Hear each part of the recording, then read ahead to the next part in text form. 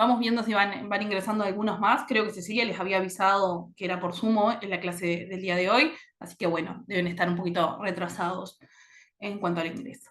Bueno, en este teórico lo que vamos a ver hoy son compuestos que potencialmente pueden ser tóxicos y que nosotros podemos ingerir mediante la alimentación. Bien, entonces, en este sentido, lo primero que está bueno definir es qué es la toxicología alimentaria. Seguramente ustedes por la formación que tienen han visto diferentes conceptos de toxicología. En este caso, nosotros nos vamos a enfocar específicamente en el estudio de tóxicos específicamente que encontramos en alimentos y vamos a evaluar entonces la naturaleza, el origen, la formación de estas sustancias que están presentes y cómo pueden producir eh, o cómo producen, cómo es el mecanismo para generar un efecto que sea adverso para la salud. Y claramente estos efectos adversos pueden ser a corto, mediano o largo plazo. Cuando hablamos de algo que tiene un efecto a corto plazo, estamos hablando de un efecto que es agudo, es inmediato. Una o dos exposiciones al tóxico y podemos tener la respuesta de forma inmediata. Mientras que cuando estamos hablando de efectos a largo plazo, estamos hablando de condiciones que se vuelven agudas. ¿Bien? Dentro de los agentes que hoy vamos a tener en cuenta, van a ser los agentes físicos, los agentes químicos y los biológicos. De forma muy concreta, la etimología de la palabra toxicología viene de toxicón, que significa veneno o tóxico, y el toxicón era el veneno con el que se envenenaban las puntas de flechas para cazar en la antigüedad. Y bueno, logia viene del estudio del estudio de la ciencia. En esta imagen tienen a Paracelso, que es un químico y médico suizo, que se puede considerar como el padre de la toxicología, ya que ya en el siglo XVI llegó a una conclusión que es sumamente interesante y que es válida hasta ahora, donde decía que todo es veneno y nada es veneno, solo la dosis hace al veneno. Y bueno, este concepto es muy importante, ya que realmente muchas veces se considera que todos los productos naturales son buenos o son aptos para ser consumidos, y bueno, no vamos por, no tiene un fundamento real eso, ya que realmente podemos encontrar muchos productos naturales que no favorecen a su ingesta ni nos van a favorecer en ningún sentido, que al contrario, con una dosis elevada o un monoconsumo nos pueden llegar a perjudicar a nuestra salud. El papiro de Elbers es del año 1500 a.C., en el Antiguo Egipto, en donde ya se incluía una lista de sustancias tóxicas que eran extraídas principalmente del reino vegetal y también de una lista de remedios que se obtenían a partir de insectos y arañas. Este papiro da una visión muy amplia de las prácticas médicas y farmacológicas de la época y claramente incluye diferentes usos que se les daban a las plantas y a otros materiales con los que se trataban enfermedades y distintas dolencias de ese momento. De forma muy concreta, la toxicidad se define como la capacidad de una sustancia para producir un daño en el organismo. Un tóxico, como ustedes saben, son sustancias físicas, químicas o biológicas capaces de producir ese daño, ese efecto dañino, mientras que una toxina, cuando hablamos de una toxina, nos estamos hablando de una molécula de origen biológico que causa un efecto adverso y que puede provenir de plantas, animales o de microorganismos. Y en este contexto es donde nosotros nos vamos a enfocar. Ahora, claramente, nosotros tenemos que evaluar qué determina que algo sea tóxico o que algo tenga la capacidad de ser tóxico. Principalmente y siempre pensamos en la dosis administrada. Pero como veremos, no es la única. La vía de administración es fundamental tenerla en cuenta, ya que no es lo mismo algo que ingresa por las vías aéreas que algo que ingresa mediante la circulación sanguínea, algo que se ingiere, la dosis con la que vamos a lograr la toxicidad es diferente. No es lo mismo un tiempo de exposición muy corto y muy concreto que un tiempo de exposición largo. No es lo mismo darse cuenta de que uno está expuesto a un agente que cuando uno no se da cuenta. La forma de proceder de uno va a ser diferente y por lo tanto esta toxicidad va a ser diferente. Por supuesto, el agente tóxico va a ser fundamental, si es físico, si es químico, si es microbiológico, fundamentales para determinar la toxicidad. Y por último, el metabolismo en donde se administra. Perdón. No es lo mismo administrarlo en un adulto que en administrarlo en un niño o en un bebé, donde su sistema de respuesta es totalmente diferente y en muchos casos se encuentra de forma inmadura. Así que, importante, y como ustedes ya lo deben saber, la dosis no es lo único que importa. De varios de estos casos vamos a ver diferentes ejemplos durante esta presentación, por lo tanto, vamos a pasar. En cuanto a la epidemiología, les presento acá una solicitud de acceso a la información que fue realizada en el año 2021 por un particular, en donde el Ministerio le informó que en el año 2020 se presentaron un total de 174 casos de enfermedades transmitidas por alimentos. Este número de personas afectadas se dieron en un contexto de 19 brotes. Claramente, si miramos, los departamentos donde tienen mayor incidencia son Montevideo, Maldonado y Canelones, por una cuestión de densidad de población. Y dentro de estos 19 brotes, no especifica en este informe a qué corresponde cada uno de ellos. Más adelante, sí, en el año 2023 se volvió a solicitar información, también por otro particular, con otros fines, y se les informó desde el año 2018 hasta el 2022. Lo que podemos ver acá es el número de brotes, lo que les estoy señalando es el número de brotes por cada año. En el año 2018 se presentaron un total de 32 brotes, en el 2019 20, 17, 13 y 13. Claramente en los años de pandemia, 20, 21 y 22, fueron donde hubieron menos número de brotes y esto podría estar asociado, aunque no hay estadísticas que lo relacionen, a un menor número de contactos por menores cantidades de fiestas, eventos, actividades extraescolares, en fin. Entonces, eso podría estar afectando la cantidad de brotes que se dieron y permitió una disminución. Si evaluamos a qué están asociados los brotes, como todos sabemos, muchas veces uno no se siente bien o puede considerar que es intóxico, pero va al médico y el médico le manda alguna dieta específica, algún tratamiento, y muchas veces no continúa el proceso de estudio para identificar de qué se debió el brote. Entonces, van a ver que es bastante pobre el contenido de información, pero bueno, podemos ver acá que hay una serie de salmonelas de distintos genotipos que sí se hicieron presente. Después tenemos E. coli, algún hongo. Principalmente acá y en todo el mundo, la mayoría de los brotes están asociados a agentes biológicos del tipo bacteriano. Y eso es fundamental y por lo tanto siempre se tiende a buscar cómo mejorar esta situación y se tiende a trabajar mucho con lo que es el control de bacterias, principalmente. Ya hoy por hoy no se trabaja tanto con el control de metales o quizás el de fármacos, porque son sustancias que están bastante controladas. Claramente hay brotes asociados a algún fármaco y a algunos metales, pero bueno, se ha ido trabajando durante el tiempo. Pero los agentes biológicos del tipo bacteriano son los que siempre están presentes y son sumamente recurrentes. Cuando hablamos de clasificación de tóxicos, la clasificación puede ser muy amplia, desde estructura, dosis, forma de administración, órgano de diana, cómo va a afectar los efectos. Nosotros, en nuestro caso, para hacerlo un poco más simple, vamos a clasificar a los tóxicos como agentes naturales o endógenos y los adquiridos o exógenos.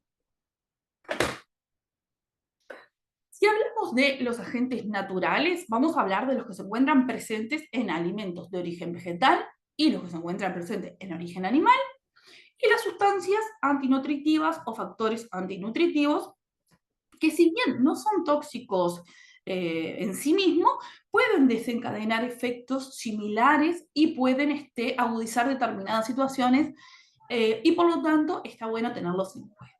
Si hablamos de los que eso corresponden al grupo de los adquiridos o exógenos, tenemos los que se adquieren de forma accidental, como pueden ser contaminantes, productos de alteración y derivados del procesamiento, y los que pueden ingresar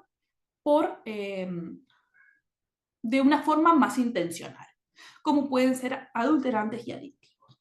En el año 2008-2010, en China hubo un brote muy importante por una adulteración de leche en polvo con melanina.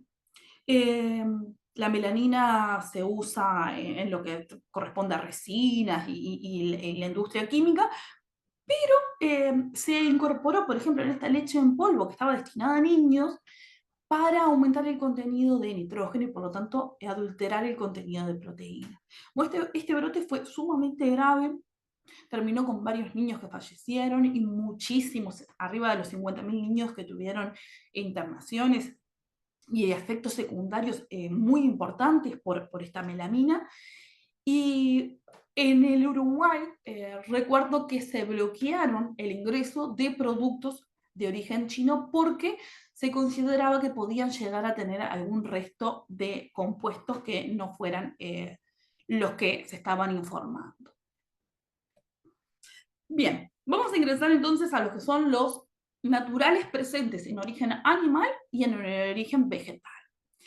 Para el caso de las plantas y lo que corresponde a hongos, los tóxicos principalmente son autosintetizados, son utilizados por ellos mismos como mecanismos de defensa, ya sea ante algún insecto, antibacterias, antiheridas, en fin. Entonces tiene como un propósito muy específico y obviamente dentro de la planta no tienen un efecto contra ella. Sí afectan y su concentración va a verse modificada con el grado de maduración del fruto. No es lo mismo consumir un tomate verde que un tomate maduro, o una papa verde y una papa madura.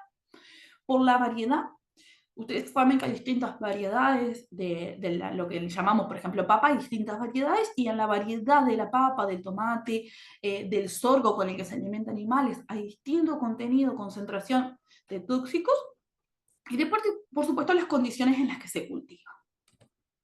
En el caso de los tóxicos de origen animal, llamémosle, los tóxicos en sí provienen de la dieta que consume ese animal. Entonces, cuando nosotros hablemos de tóxicos en moluscos o en peces, son tóxicos que ellos no autosintetizaron, sino que ingresaron a ellos y que van a permanecer en ellos y se pueden bioacumular y biotransformar con el tiempo. En lo que corresponde a tóxicos de origen vegetal, en esta tabla tienen diferentes tóxicos, su nombre, el producto en el que se encuentra, el principio activo, el efecto tóxico y la prevención o el control. De forma muy rápida, porque los vamos a ver algunos de ellos, los glucósidos cianogénicos se encuentran en la mandioca, en la batata, en el sorgo. El activo principal es el ácido cianhídrico. Tienen un efecto tóxico muy potente. Y bueno, como vamos a ver más adelante, hay que evitar los golpes y las roturas de estas frutas para que no se pongan en contacto las enzimas que participan en la formación de este principio activo. Después ahí tenemos los glucoalcaloides en la patata, en la papa. Dentro de la papa vamos a encontrar la alfa-solanina y la alfa-choconina. En el caso del tomate vamos a encontrar la tomatina. El ácido oxálico, que si bien nombrábamos que no es un tóxico en sí, sí está en cantidades elevadas en espinaca y en el apio, por ejemplo, puede formar el oxalato de calcio, entonces va a estar quelando al calcio y por lo tanto va a disminuir su disponibilidad o biodisponibilidad. Después tenemos lo que son los análogos de las aminas neurotransmisoras, que están en muchas frutas, verduras, pero también en productos de origen animal, y ahí tenemos serotonina, dopamina.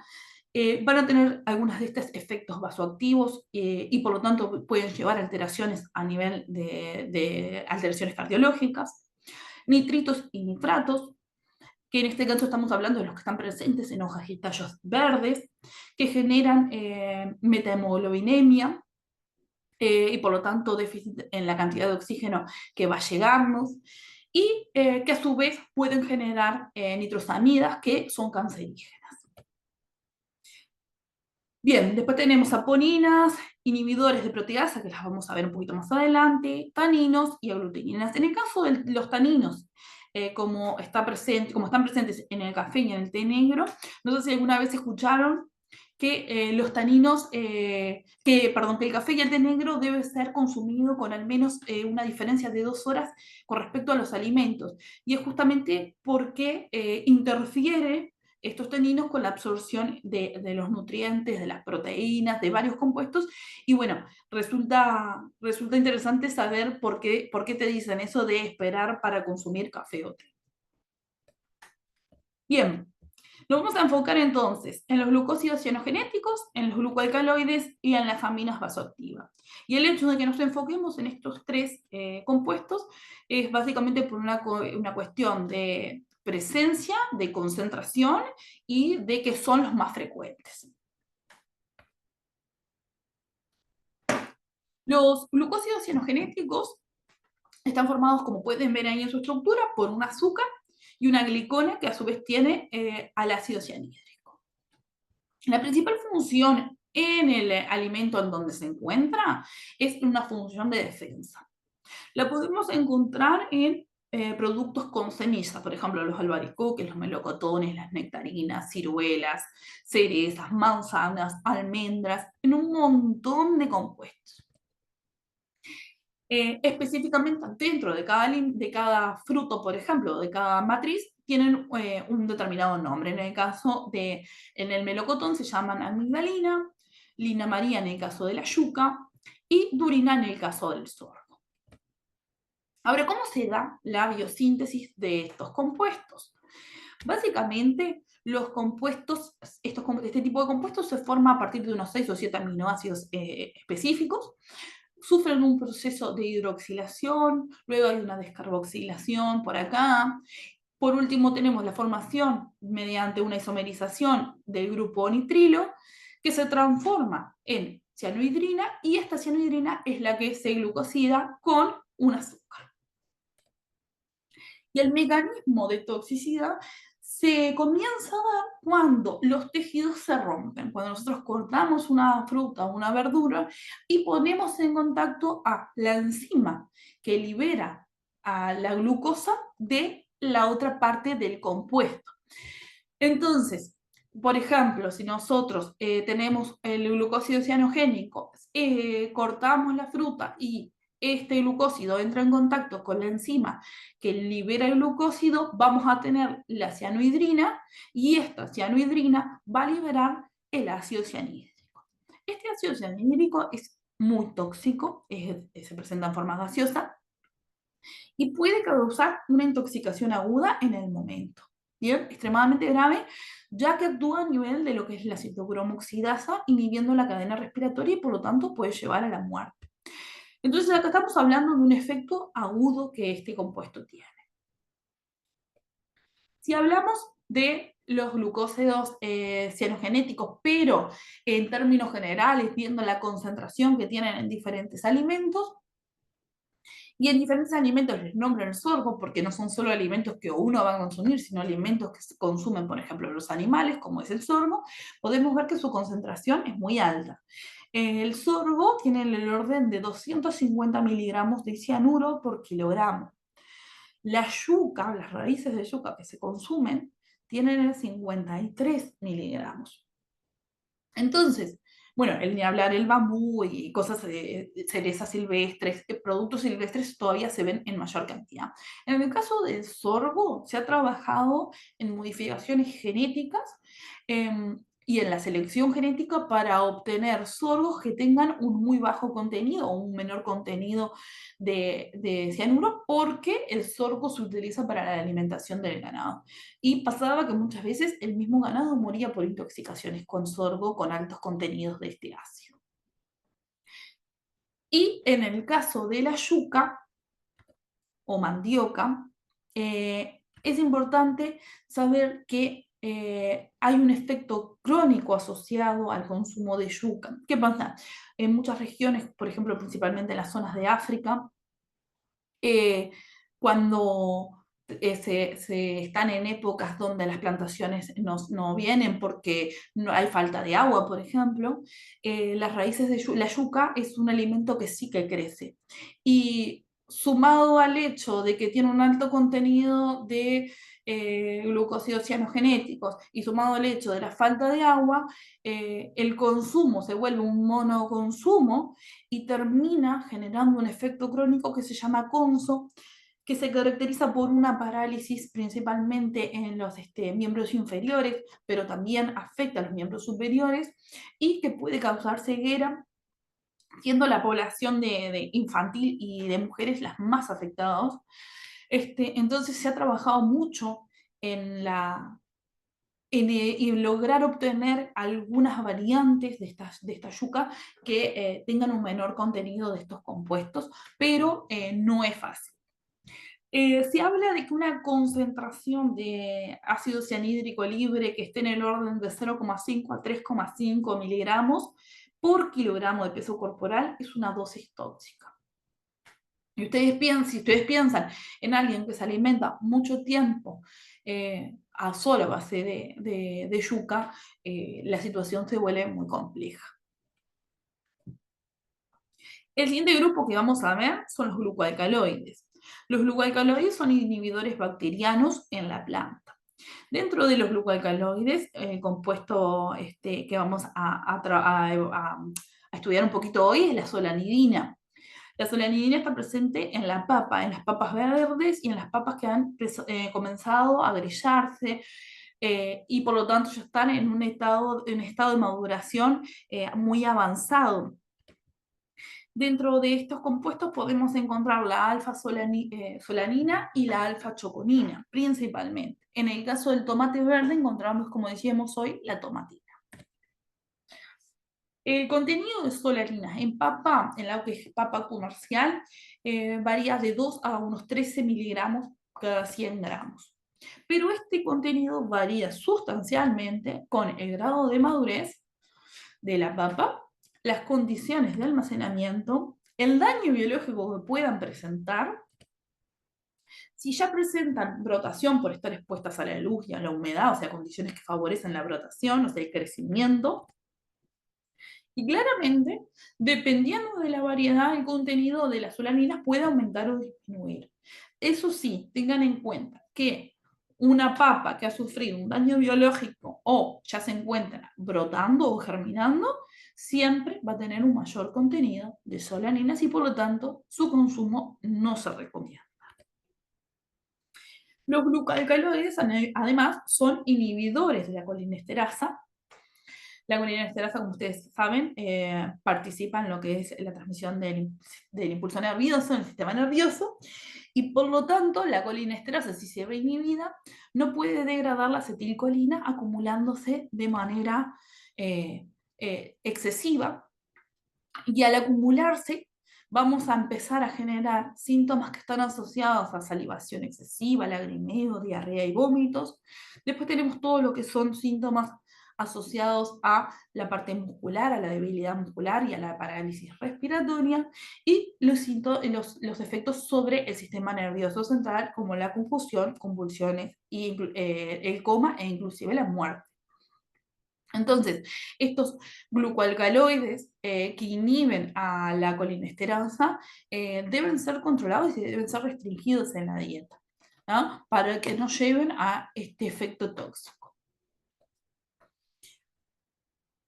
Como ustedes también lo sabrán, muchos compuestos tóxicos pueden perderse en lo que son aguas o procesos de cocción. Entonces acá lo que les muestro esta tabla es cómo el pelado de la papa o la cocción de la papa, el horneado de una papa puede disminuir el contenido de glucoalcaloides. Y ven que es bastante significativo. El pelado de la papa disminuye de un 25 a 75% su contenido. Claramente, los glucoalcaloides, como dijimos, eran inhibidores de crecimiento, por ejemplo, bacteriano. y por lo tanto, ¿dónde se van a ubicar? En el centro de la papa, no, sí pueden encontrarse, pero no es tanto. Su mayor contenido se encuentra en lo que es la cáscara. Entonces, si nosotros removemos la cáscara, estamos eliminando una gran cantidad de tóxicos. Y bueno, como les decía, hay una gran parte de los tóxicos se eliminan con el prenado y em, se evitan no consumiendo productos que se encuentren ya en un estado de germinación. Mecanismos de prevención y de control. Podemos evitar de nuevo entonces variedades silvestres que no sean conocidas. Últimamente se puso muy en tendencia el monocultivo y el autocultivo principalmente. Y dentro de lo que es el autocultivo, el riesgo que puede haber es terminar sembrando y cosechando variedades que no son las más aptas para el consumo. Pero bueno, eso hay que tenerlo un poco en cuenta y siempre trabajar con semillas que sean conocidas, ¿no? Por otro lado, dijimos evitar los golpes o romper estructuras para que estos tóxicos no se liberen o no se formen, ya que como les decía hoy, podés tener un sustrato que se pone en contacto con su enzima y de esta forma librarse el principio que sea tóxico. Por otro lado, evitar el consumo de productos crudos disminuye de forma muy significativa el contenido y la capacidad de intoxicarnos. Cocinar en agua es una forma extremadamente efectiva, ya que muchos principios pasan al agua y los descartamos en las aguas de cocciones.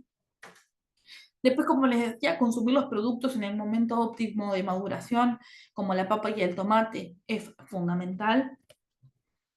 Y principalmente, tener una dieta variada. Muchos efectos crónicos principalmente se dan por el consumo reiterado de determinados productos. Hasta el producto que podemos considerar más sano y de mejor calidad, si se consume de forma muy reiterada, puede generar efectos tóxicos. Bien, ahora pasando a lo que corresponde a productos presentes en animales. En esta tabla tenemos de nuevo una serie de intoxicaciones. En el caso de esta vamos a ver moluscos, en dónde se ubican geográficamente, en qué especie, que es la que nosotros podemos llegar a consumir, se encuentran, cuál es el compuesto tóxico y su límite legal, el origen, porque de nuevo, como yo les decía, no son autosintetizados, sino que son consumidos por la especie a partir de su alimentación, por una cadena trófica, y por lo tanto, si ustedes miran, por ejemplo, en el primer caso, que es la intoxicación paralizante por los moluscos o PSP, la podemos encontrar en mejillones, almejas, cangrejos, algunos peces. La toxina que lo produce es la saxitoxina, pero el origen es los dinoflagelados, o sea, microalgas. Estos dinoflagelados son el alimento base de las especies, por ejemplo, el mejillón, la almeja, y es a partir de los cuales estas especies los terminan adquiriendo. La mayoría de estas infecciones a partir de moluscos tienen una sintomatología asociada a la parte digestiva. Eh, Hay algunas, como la PSP que les nombraban recién, tienen una alta mortalidad y por lo tanto, alta mortalidad y a su vez muy rápida, y por lo tanto muchas veces es difícil de reconocer los síntomas y de poder trabajar sobre ellos. Pero bueno, pasemos ahora a lo que son las intoxicaciones a partir de peces. Acá también van a encontrar el nombre de la intoxicación, dónde se localizan y el origen. Acá y también vamos a ver dos ejemplos más adelante de este tipo de intoxicaciones.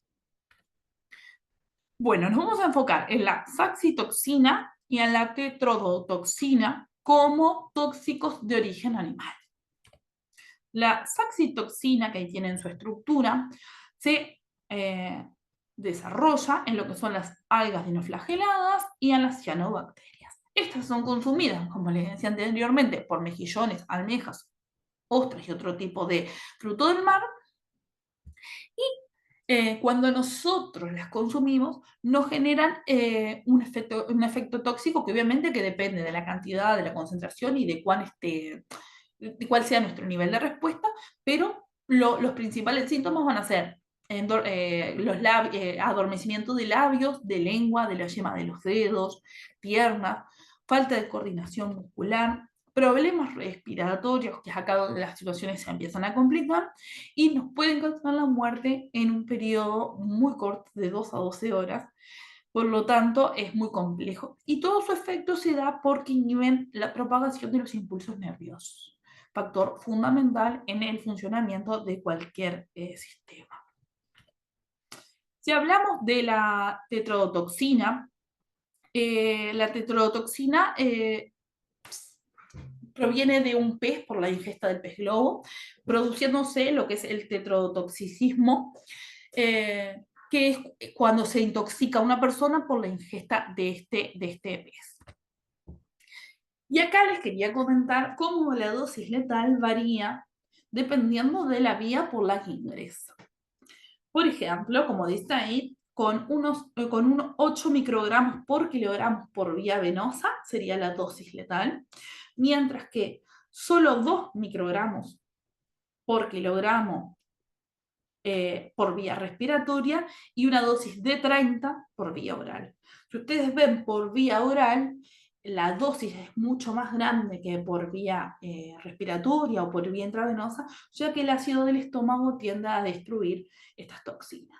¿Bien? Pero bueno, podemos ver un ejemplo muy claro de cómo la vía de administración afecta a cuán tóxico puede llegar a ser el mismo tóxico en sí, ¿no?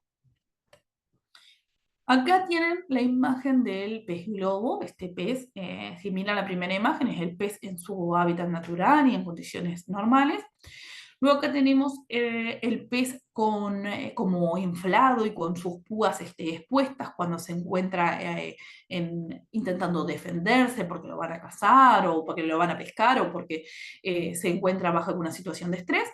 Y bueno, y en el último, la presentación del plato, es un plato bastante consumido, principalmente en las zonas de Asia, en Japón es un plato muy valorado, pero claramente estas toxinas que tienen este pez, que se encuentran tanto a nivel de piel, hígado, gónadas y huevos, es muy difícil de manejar, por lo tanto solo algunos chefs muy especializados pueden trabajarlo, porque, como decíamos, su efecto es muy grave. Y bueno, también es como un poco el chiste de su consumo. Cuando se consume este tipo de peces, de producto, lo que se busca es esa sensación de hormigueo eh, que resulta como interesante para el que lo va a consumir, ¿no? Los síntomas asociados son dolores de cabeza, náuseas, vómitos, falta de coordinación, lo que son toda la parte de lo nervioso y de las dermatitis por la respuesta en sí, y que pueden terminar con un paro cardíaco. Tratamiento actualmente no hay un antídoto, lo único que se puede aplicar son lavados gástricos, pero bueno, que no se soluciona con eso, no termina en un cuadro muy bueno. Bien, hasta acá no sé si tienen alguna duda, cualquier cosa me escriben No, o... por ahora bien. Vale, perfecto. Cualquier cosa, si no, me parás o me escribís, ¿vale? Bien, en cuanto al grupo de las aminas biogénicas, nosotros vamos a hablar específicamente de las que son las biógenas y las vasoactivas. Es importante que ustedes recuerden que si bien las aminas se encuentran tanto en productos de origen vegetal como animal, los principales casos de intoxicaciones se dan en aminas que provienen de origen animal, no tanto así en el de origen vegetal. Ahora vamos a ver un poquito más el contenido de cada una de ellas en estos dos tipos de productos. Acá tienen algunos ejemplos como la dopamina, serotonina, estamina, tiramina y adrenalina, que son aminas vasoactivas, mientras que la putrescina y la cadaverina son aminas biógenas, no tienen la capacidad de ser vasoconstrictoras. Como les decía anteriormente, las aminas se encuentran tanto en alimentos del tipo vegetal como animal. Y si nosotros miramos, por ejemplo, lo que es las frutas, banana, tomate, ciruela, nana y naranja, lo que podemos encontrar como aminas son la serotonina, las tiaminas, las dopaminas.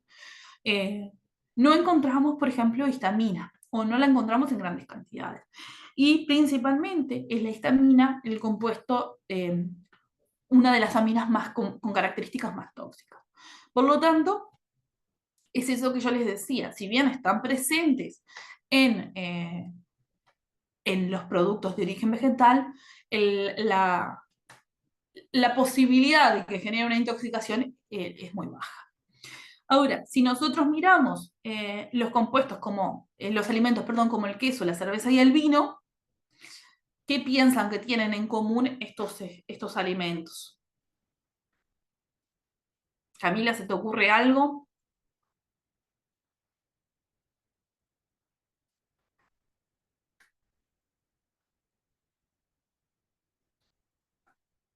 Bueno, en común lo que tienen estos alimentos es que son alimentos fermentados. Entonces, ustedes miran el queso, por ejemplo, tiene grandes cantidades de tiramina y de histamina. El vino pasa lo mismo. Y por otro lado tenemos lo que son los pescados, con altos contenidos de histamina. Bueno, acá tienen las aminas, principales aminas biógenas, en qué productos se pueden encontrar. Y bueno, como definición, tener en cuenta que las aminas biógenas son compuestos nitrogenados, eh, muy básicos, formados por la descarboxilación de los aminoácidos. Todos los aminoácidos se pueden descarboxilar, pero acá tenemos unos ejemplos que son la tirosina, que forma la tiramina, la fenilalanina, que forma feniletilamina, la histidina, que forma la histamina, que como dijimos es una de las más tóxicas, y el triptofano, que forma la triptamina. Las enzimas responsables de estas descarboxilaciones son principalmente de origen microbiano, son descarboxilasas. ¿Tá? Y se han planteado algunas teorías de por qué lleva a estos microorganismos a descarboxilar aminoácidos. Las principales teorías, pero ninguna de ellas ya les digo que está confirmada al 100%, son mecanismos de protección frente a ambientes desfavorables, o sea, un bajo pH, por ejemplo, porque no les favorece su condición para mantenerse con vida. Mecanismos de obtención de energía en ambientes que son nutricionalmente pobres y que por lo tanto las incentiva a descarboxilar, y cambios en el potencial de sus membranas. ¿Qué características presentan los alimentos en donde son posibles encontrar las aminas? Bueno, estos alimentos son alimentos en vías de alteración o alimentos que ya se encuentran alterados. Entonces, las aminas biógenas sirven como indicadores de grado de alteración. Ahí les muestro, perdón, una carne picada y una hamburguesa. Y lo importante es tener en cuenta de que como las aminas biógenas no se generan por procesos, por ejemplo, de cocción, podemos saber que si nosotros encontramos aminas biógenas en la hamburguesa, esa amina biógena ya estaba en la carne, porque son termoestables. Entonces nos pueden estar hablando de que nosotros ya perdimos una materia prima que ya no estaba en las condiciones óptimas. Por otro lado, como les decía antes, se encuentran en alimentos sometidos a procesos de fermentación, embutidos, quesos, anchoas, bebidas alcohólicas. Es muy raro o se encuentran en muy bajo nivel en alimentos frescos. ¿No? No es normal encontrarlo tanto en la cebada, como en la leche, como en la uva.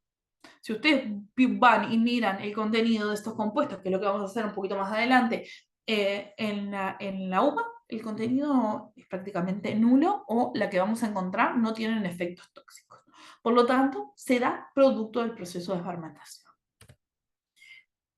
Y acá les voy a mostrar un ejemplo de lo que pasaba hace unos años en el caso de la producción del queso. Eh, como ustedes saben, la descarboxilación libera CO2. Entonces nosotros teníamos aminoácidos poníamos las descarboxilasas y estas descarboxilasas generaban CO2 y las respectivas aminas tóxicas. Entonces, esos unos años atrás se empezaron a incluir estos microorganismos en lo que era la producción de queso para obtener quesos de este tipo, con ojos muy grandes. Lo cual es una característica muy deseada en algunos tipos de quesos. Pero, ¿qué pasó? Cuando se dieron cuenta de que se estaban generando estas aminas, tuvieron que parar el uso de este tipo de fermentos. Y a partir de que se dieron cuenta de esta formación de estos compuestos tóxicos, lo que se prohibió fue el uso de fermentos que contuvieran microorganismos descarboxiladores. Porque si bien los ojos eran muy lindos, la probabilidad de intoxicación también era muy alta.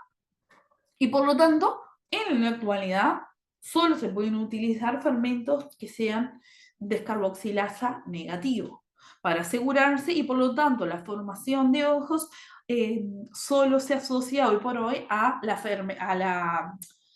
fermentación del ácido propiónico, ¿no? Que si bien es un proceso tecnológico un poco más lento, es un proceso que seguro no implica la formación de compuestos con toxicidad.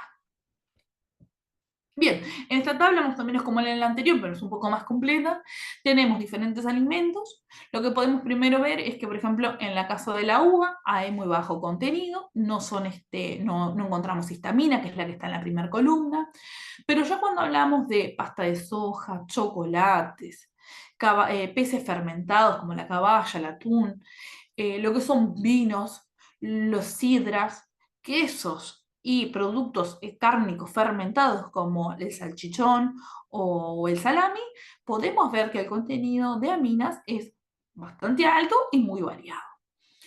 Y si, por ejemplo, miran la leche de vaca cruda, no se encuentra nada, no se detecta ninguna de las 6 histaminas que están evaluando acá, que es la histamina, la tiramina, la putrescina, cadaverina, espermina y esperidina. ¿Bien? ¿Todas las aminas biógenas son tóxicas? No, no todas las aminas biógenas son tóxicas. Eso es importante recordarlo, ya que ejercen importantes funciones fisiológicas en los animales. Tenemos aminas aromáticas que regulan desde la temperatura corporal hasta el volumen y el pH de las secreciones estomacales, son neurotransmisores, participan en la vasoconstricción y la vasodilatación de los grandes vasos.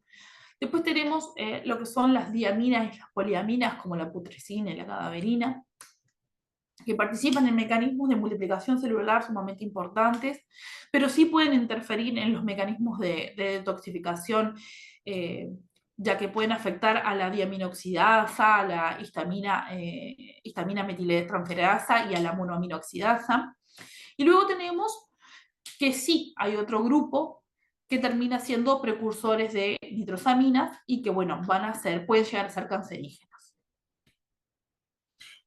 Dentro de las aminas vamos a hablar un poquito de lo que es la intoxicación por histamina. La intoxicación por histamina se da como por el consumo de pescados que contienen altos niveles de histamina, principalmente lo que son las especies de los atunes y las caballas. Esta enfermedad se informó en el siglo XIX. Y primero se asoció solo a lo que eran peces. Más adelante se vio que también ocurrían intoxicaciones con histamina a partir de otros alimentos, sobre todo quesos. Y por ello se sabe que están dentro de todas las bebidas alcohólicas, en lácteos, en conservas de pescado y en fermentados en general. El metabolismo de las histaminas sigue principalmente dos vías. Una a partir de la diaminoxidasa y otra a partir de la HMT, o sea, de la histamina N-metiltransferasa. Cuando tenemos un gran consumo de histamina, estas rutas pueden llegar a saturarse. Entonces, lo que se da es una acumulación de histamina porque el sistema no logra liberar toda la histamina, metabolizar toda la histamina que uno consumió. Y es ahí cuando se empiezan a ver los efectos de la intoxicación por histamina. Los principales efectos se asocian a la dilatación de vasos sanguíneos, a la constricción de grandes vasos y el aumento de su permeabilidad, a la contracción de la musculatura lisa que se asocia siempre a los que son calambres, diarreas y vómitos, y a la estimulación de las neuronas sensitivas, que es lo que da esa sensación de dolor y de picazón. Muchas veces este tipo de intoxicación es mal diagnosticada ya que se confunde con una alergia. Y no es lo mismo, porque es histamina que uno está consumiendo por un alimento. ¿No? No es una respuesta del cuerpo, es la histamina que uno consume en un determinado alimento. Estas respuestas suelen ser respuestas muy rápidas, que duran minutos u horas, pero tienen un tiempo de incubación súper bajo, de breve duración, y que claramente no se presentan todos los síntomas, ya que hay una cuestión de predisposición individual que lo hace a uno ser más o menos susceptible a la histamina. En términos generales, se habla de un brote de intoxicación con histamina cuando hablamos de un consumo en el alimento, de una presencia en el alimento, perdón, mayor a 50 miligramos cada 100 gramos del producto. En el año 60 se determinó el grado de intoxicación en individuos con un peso de unos 70 kilogramos y se clasificó en un cuadro leve, en un cuadro moderado y en un cuadro grave, dependiendo de la concentración. Estamos de 8 a 40 miligramos, hablamos de un cuadro leve, de 70.000, un cuadro moderado, y de 1.500 a 4.000, de un cuadro grave. La FDA en el 83 determinó que el nivel de riesgo para la histamina era de unos 500 miligramos por kilogramo. Ahora, también tenemos cuadros que son de intolerancia a la histamina propiamente dicha, y es porque tenemos una capacidad reducida de metabolizar la histamina exógena, esa histamina que nosotros consumimos a través de un alimento. Y esto puede darse porque tenemos una actividad de la diaminoxidasa reducida, y eso viene ya es una cuestión genética.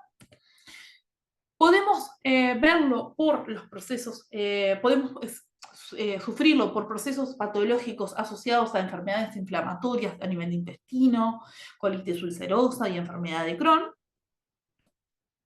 y por la propia presencia de otras aminas biógenas que saturen ese sistema de metabolización que nosotros vimos recién. Otras aminas biógenas que pueden estar son las, por ejemplo, la de putrefacción, cadaverina y putrescina, que inhiben a las enzimas que metabolizan a la histamina, por ejemplo, y por lo tanto van a favorecer su acumulación. La cadaverina y la putrescina son dos aminas que suelen asociarse a defectos, por ejemplo, en queso o en vino, ya que claramente hablan de un cierto nivel de descomposición de estos alimentos. Y bueno, como dijimos hoy, la HMT transforma la histamina en metilhistamina, y la diaminoxidasa transforma la histamina en imidazol, acetaldehído, y el ácido imidazol acético.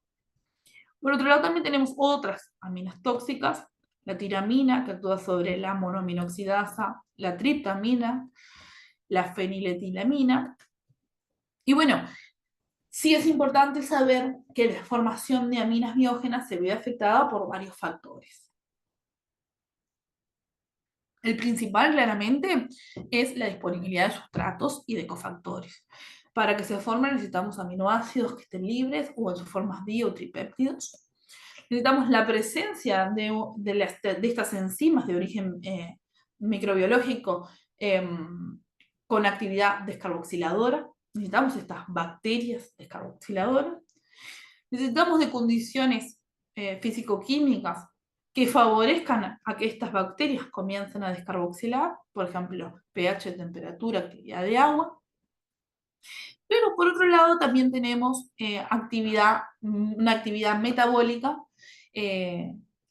asociada o sobre las aminas, en donde pueden haber procesos de desaminación, ya que hay algunos microorganismos que contienen enzimas del tipo aminoxidasas, en donde se desaminan los grupos que teníamos de las aminas, produciéndose compuestos que ya no presentan ese nivel de toxicidad.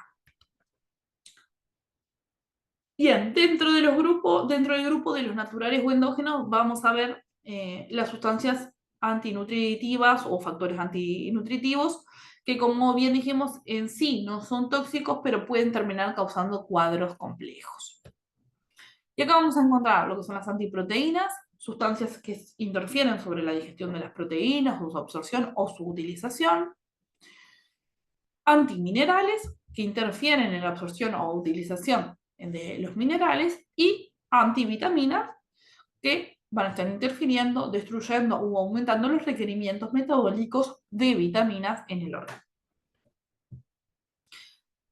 Dentro del grupo de antiproteínas vamos a ver los que son los inhibidores de proteasas digestivas. Principalmente estas proteasas o enzimas digestivas son la tripsina y la quimotripsina. Y una fuente muy importante de este tipo de inhibidor son las leguminosas.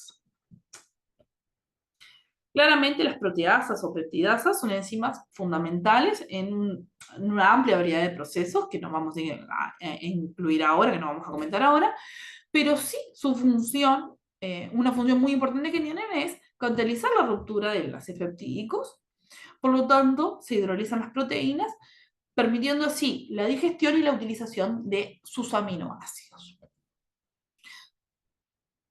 Como dijimos recién, hay inhibidores de estas enzimas, que a su vez también son de origen proteico, y que inhiben a la enzima porque se unen a su sitio activo. Esta inhibición puede ser parcial o total, pero esto es lo que no permite la hidrólisis de las proteínas de la dieta y que por lo tanto no pueden ser aprovechadas durante la digestión. En la tabla lo que les presento son fuentes de inhibidores de proteasas, de diferentes proteasas. Y bueno, acá tenemos desde la avena, las habas, los garbanzos, guisantes, la soja, que es sumamente importante, y la enzima, que es inhibida. Como les decía anteriormente, la principal fuente son los vegetales, pero también se han encontrado en productos de origen animal, como el huevo de gallina, la leche, el calostro y el páncreas bovino. Al ser estos inhibidores de origen proteico, si pensamos cómo destruirlos o cómo inhibirlos, podemos tener en cuenta que los procesos de calentamiento desnaturalizan proteínas y que por lo tanto son eficientes para inhibir a estos compuestos inhibidores. Entonces acá lo que les presento es una tabla en donde tenemos cómo inactivar por calor a estos inhibidores de la tripsina, por ejemplo. Si ustedes miran el primer ejemplo, es harina de soja, se trabaja con vapor a 100 grados por 9 minutos y se inactiva un 87% de las tripsinas, de los inhibidores de la tripsina. Bien, entonces, este ejemplo se los comento y se los destaco porque es sumamente importante, porque la soja que es destinada al consumo humano, toda es sometida a un proceso, un tratamiento térmico, justamente por estos compuestos inhibidores de las tripsinas o de las quimiotripsinas. ¿Bien? Ahora ingresando a lo que son los antiminerales, y esto es bastante más simple, tenemos el ácido fítico, el ácido oxálico y los glucosinolatos. El ácido fítico presenta esa estructura, están en múltiples cereales, oleaginosas, en frutas y en verduras, principalmente en verduras. El ácido oxálico tiene un mecanismo de interacción con minerales porque tiene muchos grupos fosfatos cargados negativamente que les permite unirse a minerales del tipo calcio, magnesio y hierro. Pero también es importante decirles que el ácido fítico también puede unirse a proteínas. Por lo tanto, puede generar como un doble efecto. Puede ser antimineral, no permitir la absorción de minerales, pero también antiproteínas. En la tabla les presento el contenido de fósforo fítico de diferentes cereales y diferentes legumbres y vegetales. Por ejemplo, en este caso, comentarles que las lentejas tienen un 90% del fósforo total es fósforo fítico. Por lo tanto, el valor es altísimo. Si hablamos del ácido oxálico, presenta esta estructura, presenta en chocolates, remolachas, hojas verdes. El ácido oxálico también tiene un mecanismo de interacción con los metales, con los minerales, perdón, como el calcio y el hierro. El mecanismo más o menos el mismo, son quelantes de minerales y por lo tanto disminuyen su biodisponibilidad. Y en esta tabla lo que pueden ver es, por ejemplo, los miligramos de oxalato cada 100 gramos en remolacha, muy alto, en espinaca, muy alto, en café, en cacao y en papa, e inclusive en el té, donde tenemos un rango de 300 a 2000 miligramos de oxalato, ¿no? Pasando al último grupo dentro de los antiminerales, vemos los glucosinolatos. Son glucosas que tienen unidas a ellas grupos sulfonatos presentes en productos tipo el brócoli, el coliflor, repollo, coles de Bruselas, cale, entre otros. Los rabanitos también tienen un valor bastante importante. Estos compuestos lo que pasa es que tienden a hidrolizarse en compuestos intermediarios, perdiendo la glucosa, y el compuesto intermediario es muy inestable. Por lo tanto, se forman otra serie de compuestos que, por ejemplo, el isotiosinato interactúa con el hierro y el zinc, mientras que el tiocianato puede interferir, por ejemplo, en el metabolismo de la tiroide al inhibir la captación de yodo. Por lo tanto, va a tener como un efecto más sobre la tiroides y su funcionamiento, que es fundamental en todo lo que es el funcionamiento correcto de la glándula, y no va a permitir que su funcionamiento sea el adecuado. Si ahora miramos antivitaminas, vamos a nombrar algunos ejemplos que están presentes en lo que son las calabazas y las zanahorias, como es la ascarabaza, que cataliza la oxidación del ácido ascórbico a ácido dehidroascórbico y por lo tanto perdemos vitamina C. La tiaminasa, que es una enzima que degrada a la tiamina, o sea, la B1. La tiaminasa tiene esta estructura. Y hay dos tipos de tiaminasa. La tiaminasa 1, que se encuentra en pescados y mariscos y son termolábiles, por lo tanto se van a perder con la temperatura, se van a degradar. Esta enzima lo que hace es catalizar, reemplaza la molécula de tiazol de la tiamina por un nucleótido, mientras que la tiaminasa 2, que se encuentra presente en lo que es el té, arándanos y coles, o repollitos de Bruselas, que son a su vez termoestables, van a generar la ruptura de la tiamina en dos mitades, la parte del tiazol y la parte de la pirimidina. ¿Bien? Otro ejemplo es la vidina. Esta es una glicoproteína que se encuentra en lo que es la clara del huevo. Si bien nosotros no tenemos la tendencia a consumir huevo crudo, sí hay países en donde se consume el huevo crudo, y esto es importante su incidencia, ya que inhiben o destruyen a la biotina y no permiten su absorción. Pero sí podemos inactivarlas mediante el tratamiento con calor, por lo tanto, en lo que son huevos ya cocidos no tendríamos este inconveniente. Bien, vamos a pasar entonces ahora si no tenemos dudas hasta acá, a lo que son los tóxicos adquiridos o exógenos. Dentro del primer grupo, lo que vamos a ver son accidentales y que ingresan como contaminantes. Dentro de este grupo vamos a tener una clasificación que habla de los biológicos y de los abióticos o no biológicos. En el primer grupo tenemos microorganismos, insectos y roedores, y en el segundo tenemos metales, plaguicidas, fertilizantes y material de envasado. Dentro del grupo de los biológicos, tenemos microorganismos que son causantes de zoonosis, y acá tenemos a la tuberculosis y a la Coxiella burnetii, que terminan causando los cuadros de tuberculosis en sí y fiebre Q en el humano, y como lo dice ahí, son causantes de cuadros de zoonosis. Luego tenemos los causantes de toxinfecciones alimentarias mediante infecciones o intoxicaciones. Cuando hablamos de una intoxicación es cuando ya el tóxico está en el alimento y nosotros lo vamos a ingerir, mientras que la infección es cuando el tóxico se genera una vez que fue consumido.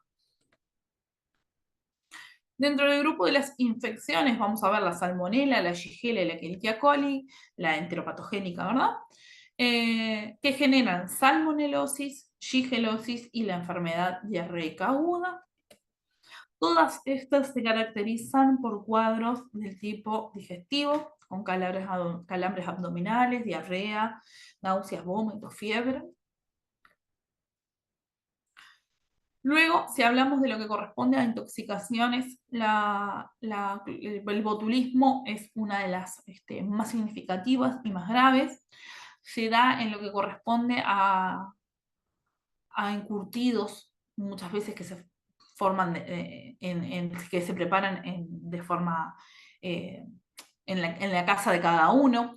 Estos encurtidos a veces tienen pHs que son más altos de 4,5, que sería como el límite de pH, y por lo tanto pueden darse el desarrollo de estas bacterias que son muy resistentes, forman esporulados, y tienen efectos sumamente graves sobre la salud, con síntomas muy variados que va desde dificultades respiratorias, dolores abdominales, problemas musculares, en fin, es muy, muy complejo y que hay que tener mucho cuidado cuando se preparan de forma casera. Otro ejemplo son los Staphylococcus del tipo aureus, es uno de los más importantes, con una sintomatología muy variada dependiendo del órgano en donde se encuentren, de la forma en que hayan ingresado, de dónde van y se alojan. Los Clostridium son causantes de gastroenteritis agudas muy fuertes. Y bueno, claramente, como es una gastroenteritis, incluye diarreas y cólicos abdominales. Después, si evaluamos algunos parásitos que pueden ser encontrados en alimentos, decirles sí que los parásitos no se multiplican en los alimentos, no tienen esa capacidad, que muchas veces necesitan uno o más huéspedes para mantenerse, porque como no se alimentan del alimento, necesitan a su huésped. Pueden no presentar síntomas muy evidentes, y fundamentalmente es que se muestran particularmente agresivos cuando están en huéspedes que no son los habituales. Y el hombre no es un huésped habitual de los parásitos. Por lo tanto, muchas veces son agresivos. Y acá tenemos unos ejemplos. Estos cuatro presentan cuadros gastrointestinales, desde la giardiasis a meabiasis. Estos cuadros se dan por una transmisión que es directa fecal-oral o por contaminación en agua y en mariscos. La única forma de prevenirlos es controlar la higiene de los manipuladores de alimentos, controlar la cocción de los alimentos y controlar la calidad del agua, ya que los oquistes, que son las estructuras que forman los protozoarios o estructuras de resistencia, son sumamente resistentes a la cloración del agua y por lo tanto muchas veces no hay un efecto destructivo del cloro sobre ellos. Después tenemos la toxoplasmosis, perdón, que tiene un efecto sobre el sistema nervioso central y es muy importante cuando se trabaja, se genera en mujeres que se encuentran en estado de embarazo, ya que tienen efectos muy negativos sobre los fetos. Las vías de transmisión de este tipo de protozoarios incluyen la carne cruda y la leche cruda, eh, y el contacto con animales de compañía como pueden ser los gatos. Después tenemos la sarcocistosis, que el cuadro se presenta por un cuadro gastrointestinal y muscular, y la vía de transmisión es carne cruda o poco hecha, y la forma de prevenir estas enfermedades es la correcta higiene y la cocción adecuada de los alimentos. Por otro lado tenemos los priones, que los priones son proteínas infecciosas, son proteínas propias que cambian su configuración, se empiezan a acumular y van a determinar diferentes encefalopatías, tanto en el hombre como en los animales. En el ovino se llama tembladera, en el bovino se llama encefalopatía espongiforme bovina o la vaca loca, y bueno, en el hombre también causa una variante de esta enfermedad, Creutzfeldt-Jakob, que tienen un periodo de incubación de 4 o 5 años, y esto dificulta muchísimo el reconocer en qué momento se dio eh, el contagio, se dio este cuadro, se estuvo en contacto con qué animal y en dónde. Pero también se sabe que hay un cierto nivel de predisposición genética a verse afectados por ella, ¿verdad?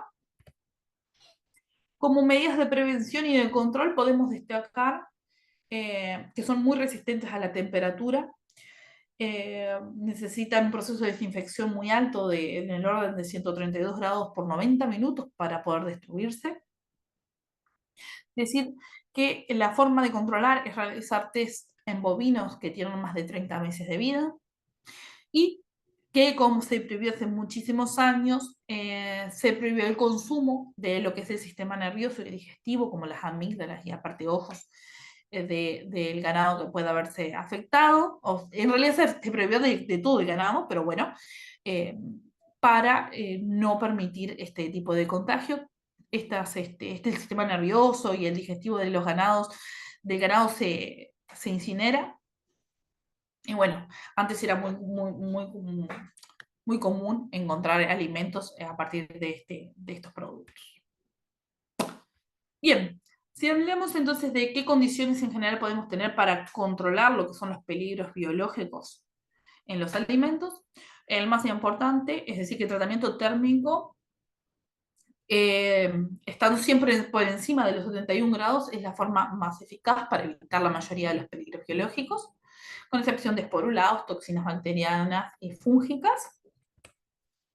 Después, decir que los tratamientos térmicos deben evitar caer en zonas de temperatura moderada que puedan ser favorecedoras del crecimiento de los microorganismos que hayan quedado. Por lo tanto, tenemos que estar siempre por encima de los 65 grados o por debajo de los 4.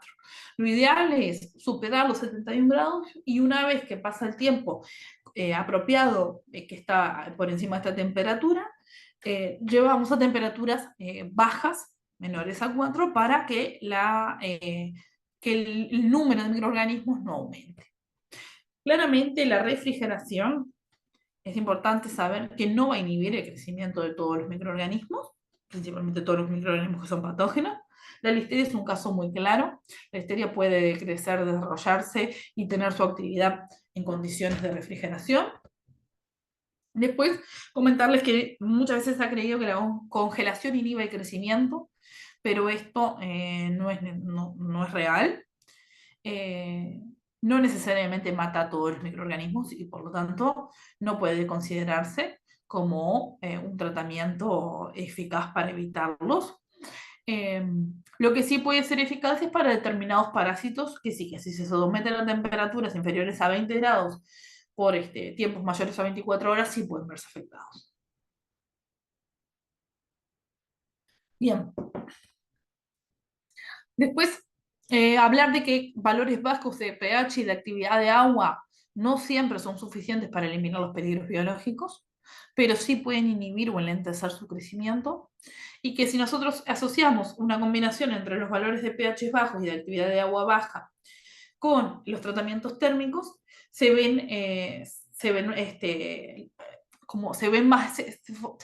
vuelven más eficaces los tratamientos térmicos que sí, una vez que sometemos a un tratamiento térmico, dejamos a un pH que sea más alto o una mayor actividad, ¿ya? O sea, combinándolos son más eficaces los dos.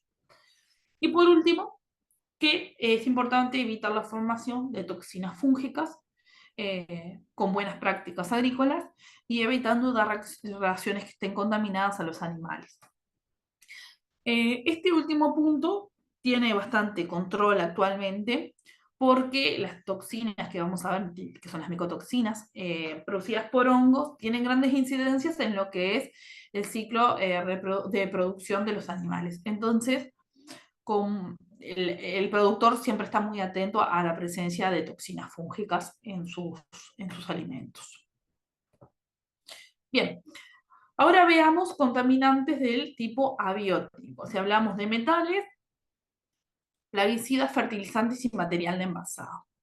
Dentro de los materiales, dentro de los metales, es importante decir que esto en gran medida está muy solucionado porque se utilizan detectores de metales, por lo general que están ubicados en la salida del empaquetamiento y por lo tanto hoy por hoy no representan un gran problema, al igual que los materiales plásticos que también suelen utilizar materiales plásticos que tengan colores que sean muy distintos a los alimentos y por lo tanto se vuelven más evidentes.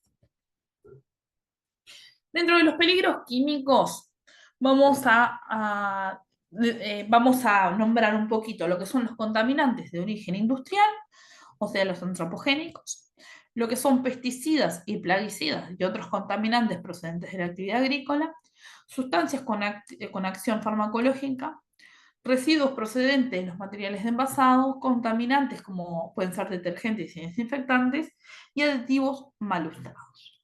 Y dentro de los peligros físicos vamos a hablar de fragmentos metálicos o plásticos, cristales, huesos, espinas y piedras.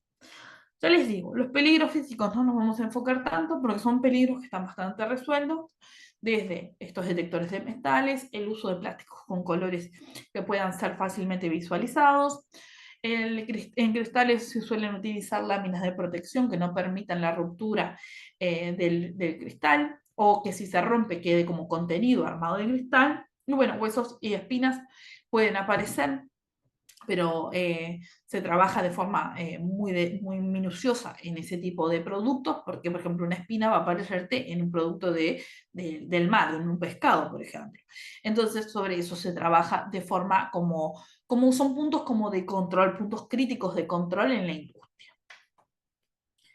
Bien, enfocándonos en el primer punto, que son peligros químicos, contaminantes de origen industrial o antropogénicos, nombrar que son consecuencias de toda la actividad industrial, desde la minería, la industria agrícola, farmacéutica, toda la industria tiene un efecto y genera tóxicos en alguna medida, que los compuestos volátiles van a ir a lo que es el aire, mientras que los compuestos pesados van a ir al agua o a la tierra, que la buena gestión de una industria lleva a que el impacto siempre sea menor.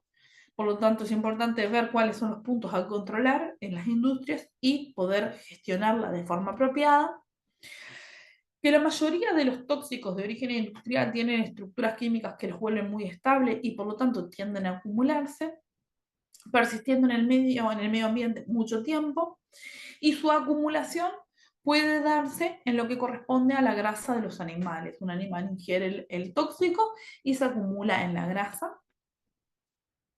Y dentro de los animales ya sí pueden sufrir procesos de bioacumulación y o de biotransformación, que a su vez los pueden volver más tóxicos. Los principales compuestos, vamos a ver, son los orgánicos halogenados, los hidrocarburos aromáticos policíclicos, metales pesados y, metales pesados y isótopos radioactivos. Perdón que se... Ahí. Bien. Dentro del grupo de los metales pesados, vamos a encontrar el ciclo del mercurio como un compuesto muy contaminante, El mercurio puede venir de lo que son fuentes naturales como volcanes, puede venir de la minería, del sistema de alcantarillado, de vertederos y de centrales eléctricas, y pasa al agua principalmente, en donde los peces tienen la capacidad de transformar el mercurio en metilmercurio, que es un compuesto aún más tóxico que el mercurio y que a su vez se biomagnifica y bioacumula, siguiendo una cadena trófica, y que por lo tanto eh, va a tener efectos más graves que el propio mercurio cuando sea consumido por el hombre. Bien, en esta imagen lo que les muestro es cómo la cadena trófica va afectando a la concentración de metilmercurio en partes por millón. Entonces podemos ver cómo en una sardina o en un salmón hay un contenido en el orden de 0,017 partes por millón, mientras que en un atún tenemos en un rango de 0,29 a 0,5, o sea, es un valor alto de metilmercurio. Y que bueno, si uno quiere disminuir el consumo de metilmercurio, lo mejor es consumir peces pequeños y con una vida media que sea más corta. Otros metales que encontramos son el plomo, el cadmio y el arsénico. El plomo se encuentra en gases de combustión, en cañerías de agua, ahora ha disminuido obviamente, en revestimientos cerámicos y en municiones. Básicamente sus efectos son sobre la parte renal, el sistema nervioso central y el sistema inmune. El metilmercurio ya lo nombrábamos recién. El cadmio y el arsénico también en fundiciones, en pilas.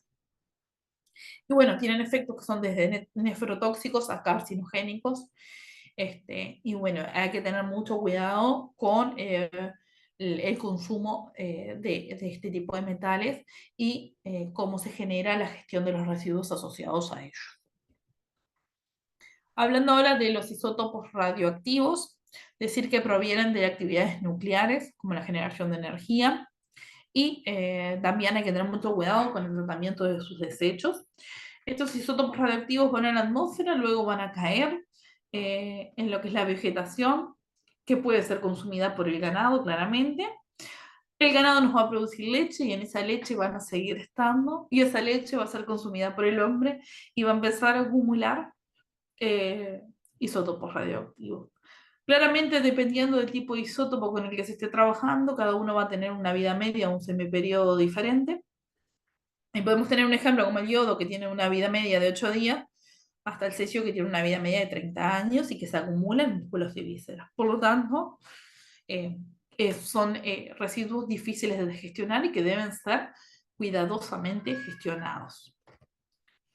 Si vemos ahora el caso de los pesticidas y plaguicidas, decir que los plaguicidas organoclorados han sido muy utilizados. Acá tenemos el lindano, el aldrin, el dieldrin, el DDT. El DDT en la década del 50 y del 60 era sumamente utilizado y era como una cosa grandiosa, súper recomendada como lo mejor, pero no solo para los cultivos, sino para aplicar sobre animales, mascotas y aplicar sobre uno mismo.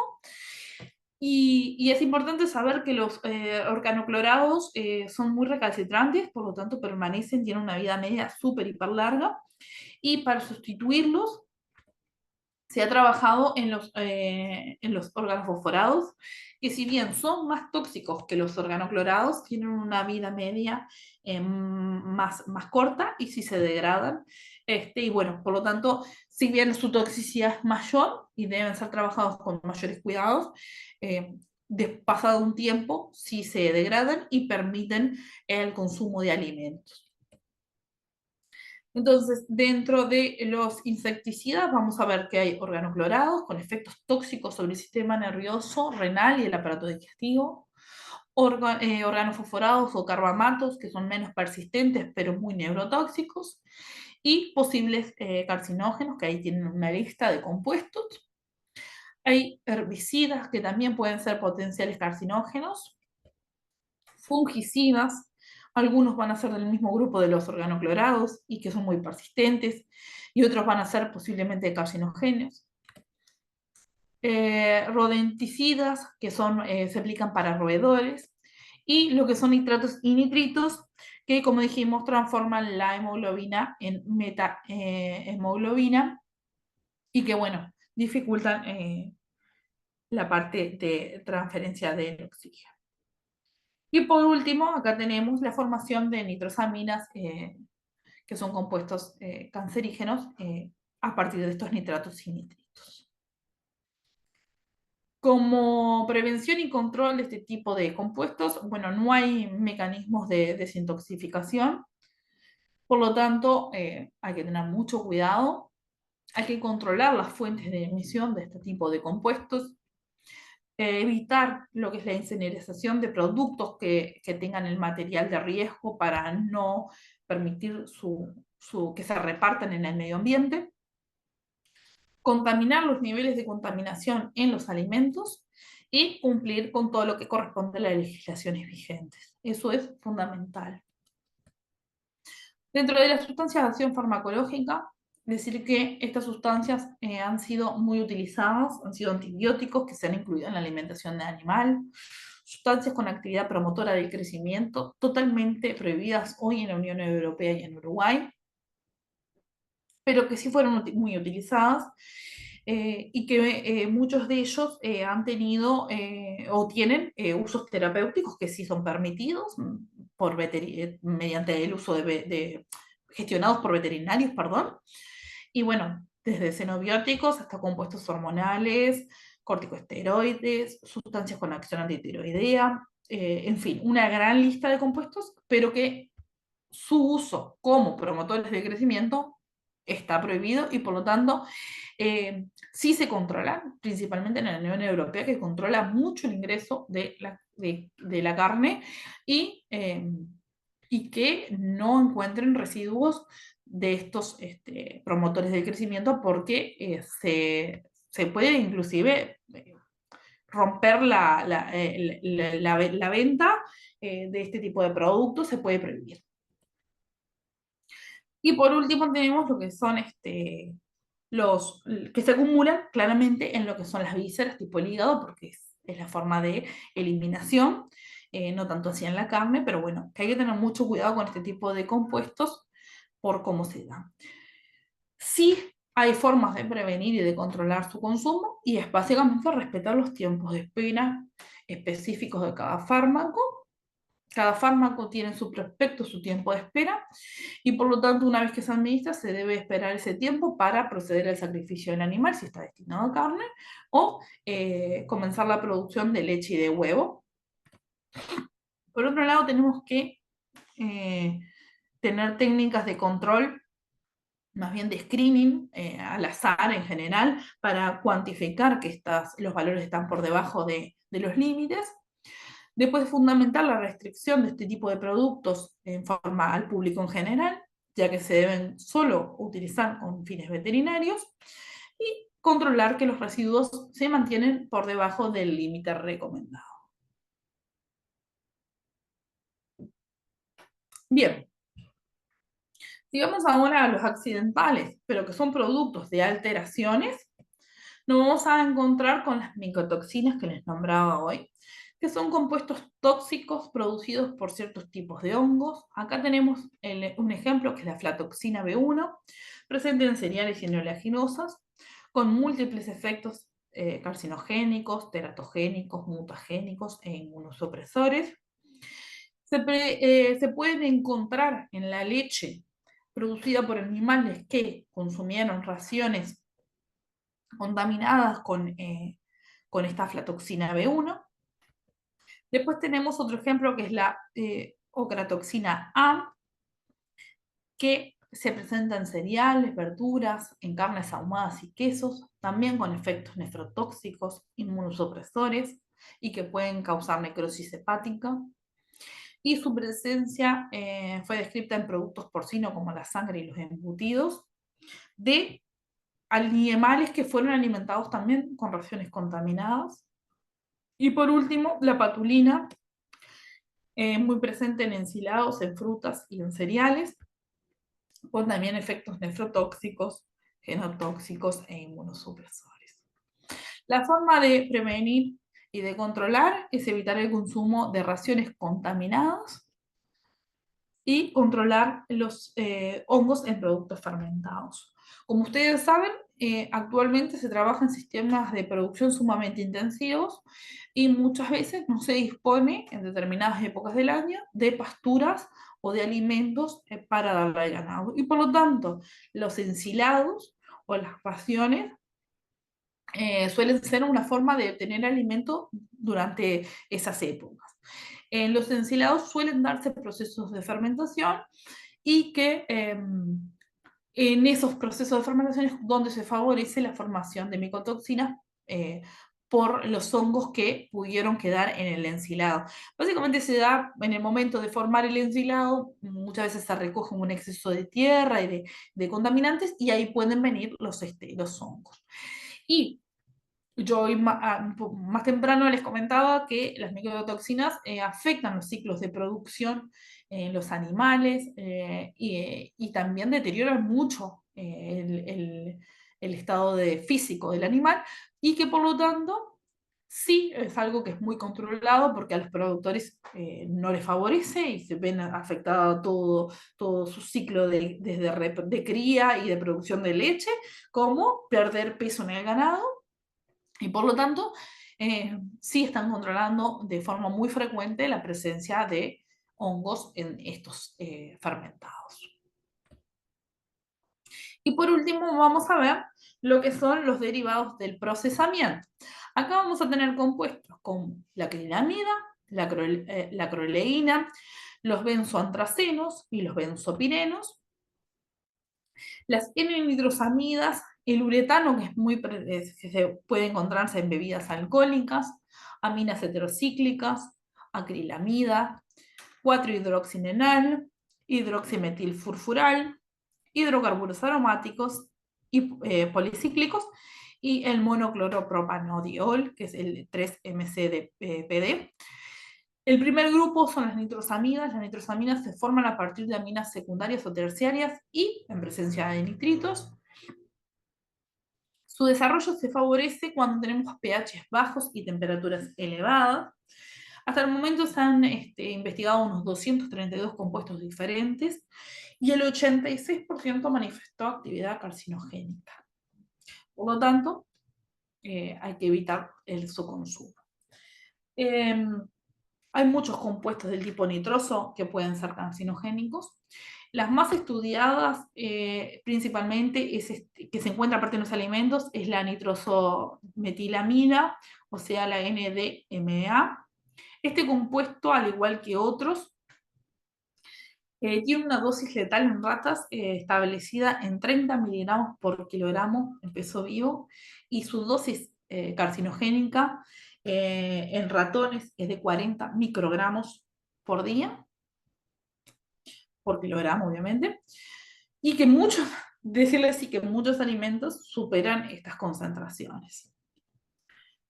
No es esta nitrosamina la única que hay en alimentos, y que la industria de la goma, de los pieles y los metales, el tabaco, y a su vez hay formación endógena de este tipo de compuestos, favorecen a su acumulación y sus efectos nocivos.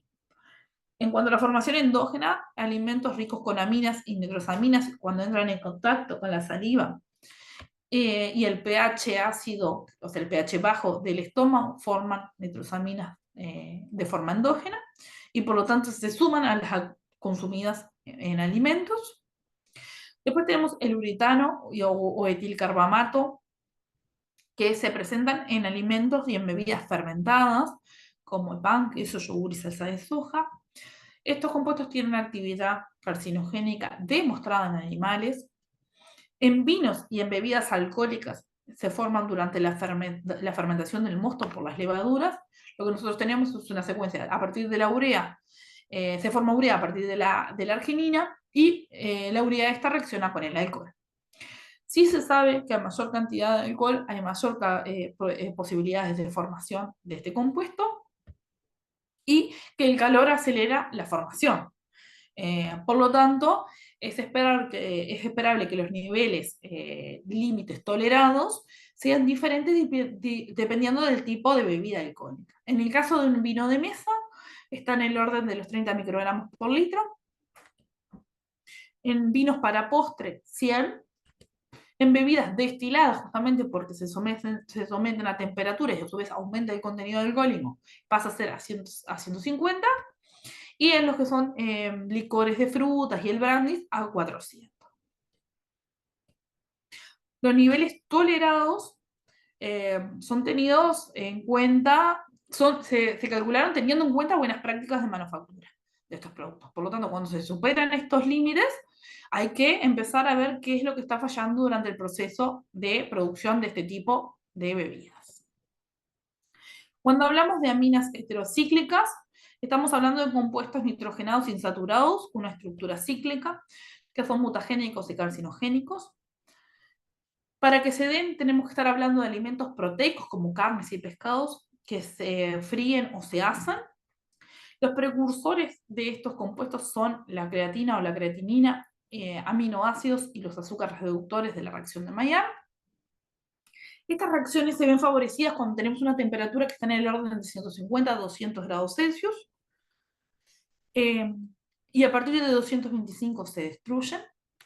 En este esquema lo que les muestro es un montón de estructuras de aminas heterocíclicas, las más importantes, y en esta tabla tienen sus precursores. La creatina van a ver que está en la mayoría de los casos, pero también tenemos glicina, fenilalanina, seineprolina, un montón de otros aminoácidos que forman a cada una de estas aminas heterocíclicas, y acá tienen el acrónimo que se utiliza para identificarlos. La acrilamida fue considerada en el año 94 dentro del grupo 2, según la IARC, como sustancia probablemente carcinogénica en humanos. Esto se basó en lo que es experimentación con animales, en donde se vio que generan papilomas y cáncer de piel. La formación de acrilamida se da principalmente en alimentos ricos en almidón. Es una consecuencia de la reacción de Maillard.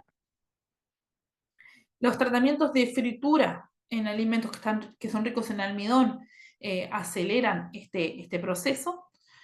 A partir de 140, de una temperatura de 140 grados Celsius se ven favorecidas, aunque el óptimo es 180. 140 justamente es la temperatura aproximadamente de una fritura, y se forma por descomposición de la asparagina en presencia de azúcares.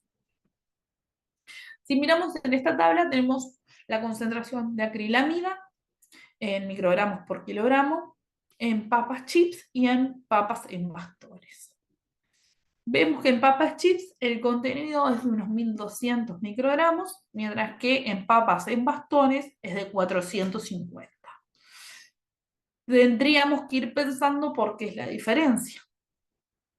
Pero también es importante decirles que se sabe que la acrilamida, que empezó a estudiarse mucho en el año 2010, 2015, tiende a formarse con actividades de agua intermedia. Y va un poco por ahí la diferencia en el contenido entre las papas chip y las papas en bastones. Porque al fin de cuentas la matriz es la misma, el alimento es el mismo, el contenido de almidón puede ser considerado el mismo. Pero la superficie en donde esa actividad de agua intermedia es mayor en lo que es las papas chips que en lo que son las papas en bastones. Por lo tanto, terminamos teniendo un mayor contenido de acrilamida por kilogramo de papa, de producto en sí, en lo que son las papas chips. La acrilamida no es exclusivamente de las papas, sino también se pueden encontrar en cereales, en café, galletas, en todo lo que es bollería o bizcochería. Y es importante decir que la Organización Mundial de la Salud estimó que la población consume entre 0,2 y 1 microgramo de acrilamida por kilogramo de peso al día.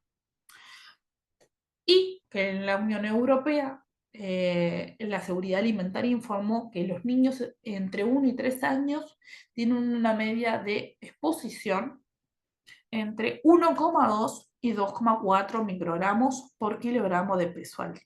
O sea que los valores son aún más altos que en adultos.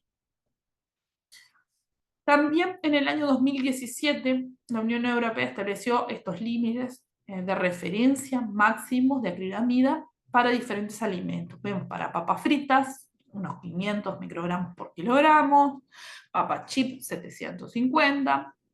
Y como les decía, también tenemos para panes, galletas, el café.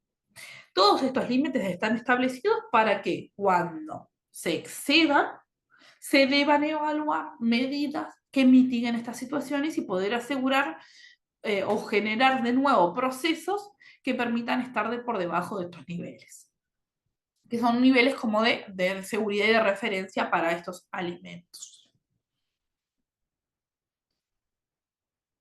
Si nos enfocamos en los últimos 4 compuestos, decirles que el 4-hidroxinonenal es un aldehído que procede de la oxidación de los lípidos. Como ustedes saben, los lípidos en presencia de oxígeno se oxidan y los hidroperóxidos, que también son muy reactivos, pueden romperse formando compuestos de este tipo.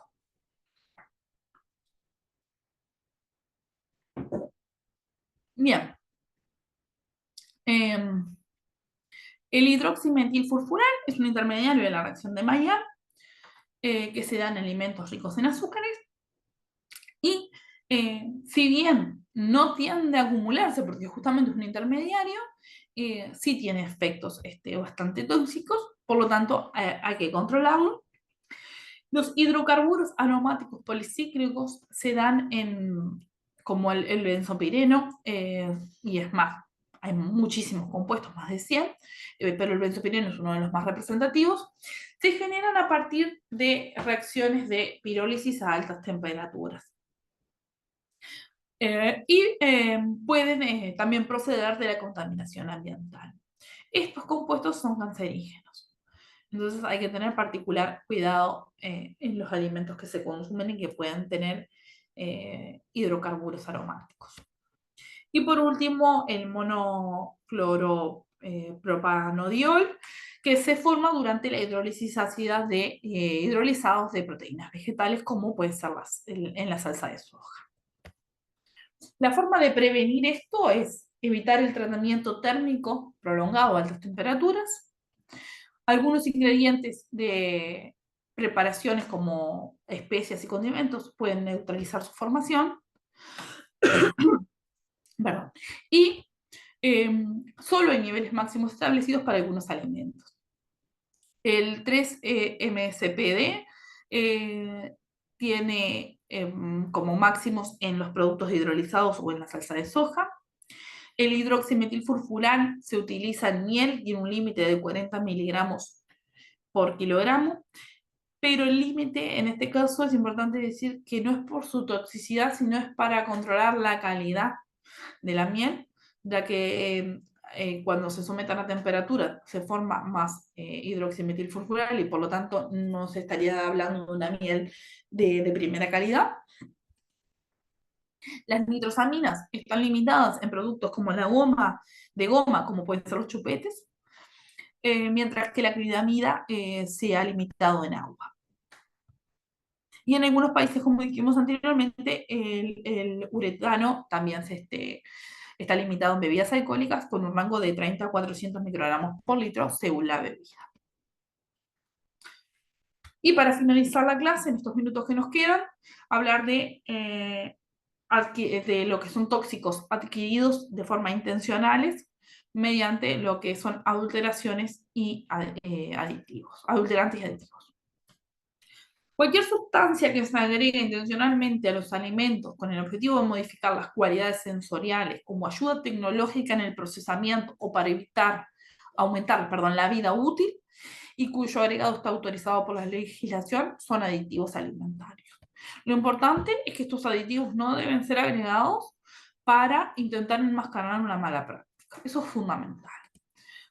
Los aditivos alimentarios son muchos. Tenemos colorantes, aromatizantes, saborizantes, espesantes, edulcorantes. Toda esta lista. Muchos compuestos tienen como un doble efecto. Pero en la lista positiva de alimentos del reglamento bromatológico, cada compuesto está definido con una función específica para ser aplicado en determinadas dosis sus límites y para ser aplicado en determinadas matrices alimentarias. Y eso es fundamental y debe ser tenido en cuenta. Los aditivos presentan algunos problemas, como la adición en niveles superiores a los admitidos y el uso de aditivos prohibidos. La legislación, o sea, el reglamento en nuestro caso, el Reglamento Bromatológico Nacional, tiene una lista positiva donde se vincula cada aditivo con la matriz en la que puede ser aplicado. Algunos aditivos que tienen inconvenientes son los colorantes. El rojo anaranjado o el rojo conchilla puede presentar anafilaxis en niños predispuestos. Los colorantes prohibidos con actividad tóxica o carcinógena, como el Sudan 1, el Red 7B, el Orange 2 o el verde de malaquita, están totalmente prohibidos. Después tenemos el ácido glutámico, que puede generar lo que es el asma bronquial, lo que se llama el síndrome del restaurante chino, porque se asocia a alimentos consumidos en ese tipo de restaurante. Puede generar un cuadro similar a una alergia. Después tenemos antioxidantes como el BHA y el BHT, que se utilizan en grasas y pueden generar alergias y afecciones hepáticas. Edulcorantes del tipo de los polialcoholes asociados a casos de diarrea y flatulencia, como es el sorbitol. El sorbitol no se puede absorber y por lo tanto genera una presión osmótica muy grande a nivel de intestino, y lo cual genera un ingreso de agua muy abundante y eso que genera cuadros diarreicos.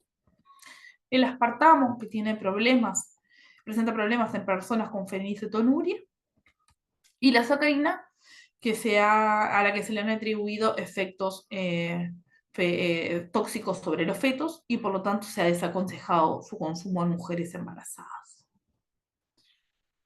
Luego, los conservadores que se utilizan en diferentes alimentos para preservarlos.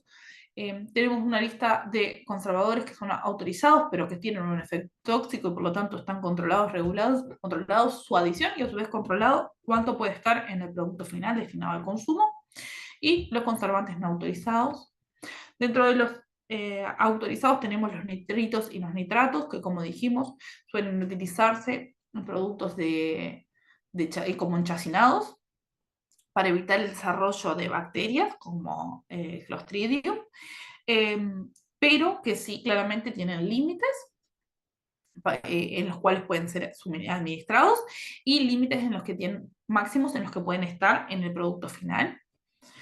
Y los sulfitos que también se utilizan en lo que son uvas y en industrias asociadas a las mermeladas, ya que como sabemos, las frutas no están en todas las épocas del año y las industrias asociadas a las mermeladas sí trabajan durante todo el año, entonces agregan para mantener las características de la fruta, pero también tienen límites. Y después, los no autorizados son el formaldehído, que aunque la mayoría no lo sepa o algunos no lo tengan en cuenta, se utilizaba hace muchos años atrás en carnicerías para mantener fresca la carne. El peróxido de hidrógeno también está prohibido, pero hay otros países en donde está permitido su uso en leche para prolongar la vida útil de la leche desde el momento en que se ordeña hasta el momento en que puede ser pasteurizada. El ácido salicílico, el ácido fórmico, el cloranfenicol y el ácido úrico. La prevención en cuanto al uso de aditivos es utilizar solo los aditivos autorizados y a la dosis máxima indicada en la lista positiva. En realidad no es a la dosis máxima, o sea, es manteniendo como máximo la dosis máxima. Luego tenemos lo que es el almacenamiento de estos aditivos separados del resto de los alimentos, de las materias primas y de los ingredientes para no generar ningún error sin intención. Luego tenemos que tener en cuenta que se deben seguir sistemas protocolizados de buenas prácticas de manufactura para poder incluirlos en la forma correcta, en las cantidades adecuadas. Y claramente es importante resaltar que los aditivos son necesarios porque se aplican con necesidades tecnológicas para tener beneficios para el consumidor, ya que nos van a asegurar cierto nivel de inocuidad, y por seguridad. Por lo tanto, debemos evaluar desde las propiedades físicas y químicas hasta la estructura química, los métodos de dosificación, se deben realizar ensayos de toxicidad, evaluándose lo que es la toxicidad aguda, la toxicidad a corto plazo y la toxicidad crónica o a largo plazo. Se deben realizar estudios bioquímicos y metabólicos, estudios de mutagenicidad, alergenicidad, el impacto químico y nutricional sobre cada aditivo que pueda ser llegado a incorporar en un alimento. Y esto recién nos va a permitir tener una dosis que sea carente de efecto, la cual corregida por un factor de seguridad que es mínimo, tiene un mínimo un valor de 100, nos va a dar una ingesta diaria admisible y que nos permita entonces tener un nivel admisible o tolerable del consumidor de este tipo de aditivos. ¿Bien? Bueno, si tienen alguna consulta, les agradezco. Si no, me pueden mandar un mail, no hay ningún inconveniente. Muchas gracias. Gracias a ti. Gracias. ¿Tenés alguna duda o algo? No, no, luego cuando quizás repase la clase, capaz que si surge una duda te lo consulto por, no hay Dale, problema. perfecto. Quedo a la orden. Muchas gracias.